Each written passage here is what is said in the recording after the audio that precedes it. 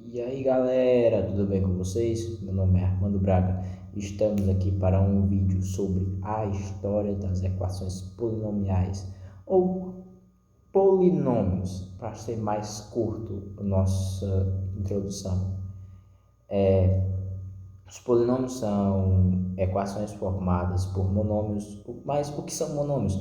Monômios são números que acompanham incógnitas e esses polinômios são a junção desses monômios, né? E eles são classificados por graus, onde cada grau é definido pelo maior expoente de determinado termo. E para começarmos, né, já que nós vamos falar sobre a história de onde nasceu, quais são as histórias que temos para os polinômios, eu vou começar em 1800 na Babilônia, 1800 antes de Cristo, na Babilônia. Nós temos histórias que começou exatamente por lá, mas os principais fatos que afirmam é que nasceu as equações polinomiais nasceram no Egito, e uma das causas para que comprovam isso é exatamente o papiro de Ames. É uma pronúncia um pouco complicada, mas é o papiro de Ames, Ahmes, ou papiro de Rhind. Rhind por quê? Porque ele foi comprado por um escocês, Henry Rhind, em 1868, e nele vem a seguinte frase, né, que diz o seguinte: me dê o valor de Arra, se Arra e um sétimo de Arra é 19. Isso é o problema número 24 desse papiro, que vem pedindo isso. E o que seria essa equação, no caso? Bom, essa equação seria um x mais um sétimo de x, que seria igual a 19, né? Esses são relatos históricos que comprovam que os primeiros fatos sobre as equações polinomiais. Mas só que não para por aí. As equações polinomiais, elas vêm vindo e vêm vindo e vêm vindo, né? De geração em geração. E nós vamos falar agora um pouco sobre as equações quadráticas, né? Como quem participou diretamente dessas equações, e a gente vai falando sobre novamente os egípcios, né? Os egípcios, um povo que desenvolveu bastantes cálculos, né? A gente pode ter como base a construção das pirâmides, a construção, grandes construções egípcias, né? E vários outros modelos que comprovam que o egípcio era um grande povo matemático. Logo em seguida vem as resoluções para essas equações de segundo grau. Vem em seguida Euclides e seus seguidores, que tem a ver com essas resoluções. E também temos o envolvimento de Al-Khwarizmi. Al-Khwarizmi, que simplesmente é o pai da álgebra, um grande matemático que também contribuiu muito para os estudos dos algarismos, né? Podemos observar que o nome algarismo é parecido com Al-Khwarizmi, né?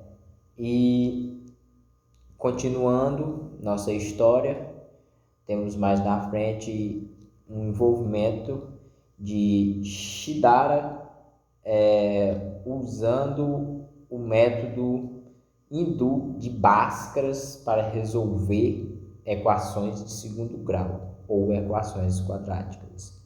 Logo em seguida temos também o envolvimento de Omar Khayyam. Depois vem Viet em 1500, né? Depois de Cristo, 1500 depois de Cristo, e Ariote e suas soluções por fatorização, né? Aí, para finalizar, as equações de segundo grau, que são os métodos, os estudos que a gente mais utiliza atualmente, as informações mais atualizadas que nós temos Euler e Bezout, e mais tarde Silvestre e Hess. Mas essas resoluções elas não param por aí, né? Apenas na equação quadrática. Ela também tem uma grande história sobre a equação cúbica, né? Como nós já gravamos no primeiro vídeo sobre equações cúbicas, as histórias lá de vocês se lembram muito bem de Del Ferro, de Fibonacci, de Tartaglia, Cardano.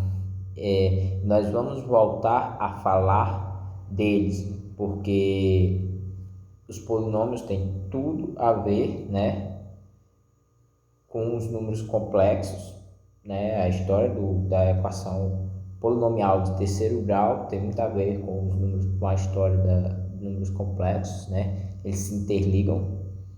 E vamos relembrar um pouco, né, que a equação cúbica nasceu com tem fatos que dizem que Arquimedes foi o primeiro a resolver uma equação cúbica bem no passado, em 225 a.C., problemas de equações polinomiais cúbicas, né?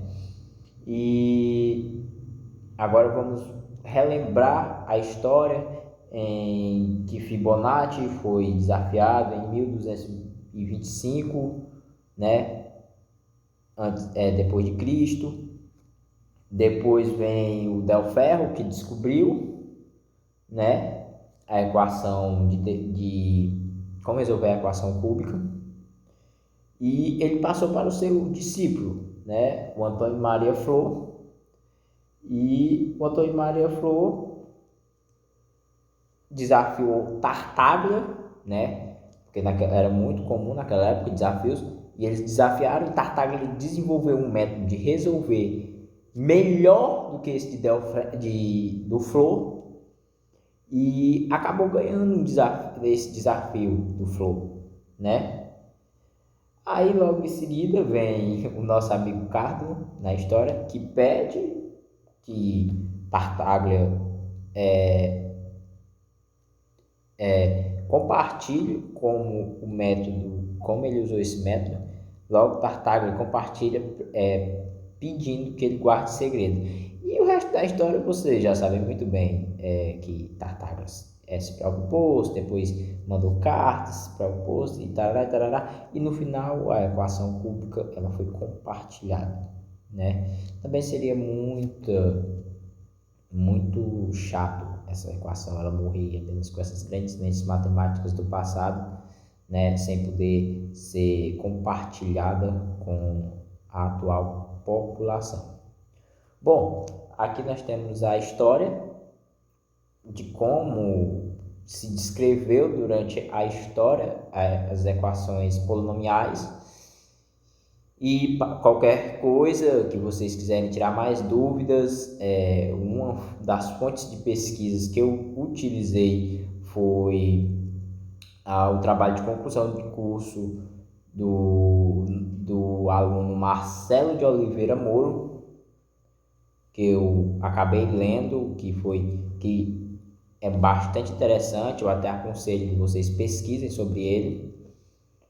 Tem no Google, ele foi compartilhado no Google, vocês pesquisam, é um TCC, e ele acaba trazendo um pouco sobre essa história e trazendo todo o desenvolvimento de equações quadráticas, cúbicas e tudo mais. Bom, galera, esse foi o nosso vídeo de hoje. Muito obrigado pela atenção e até a próxima.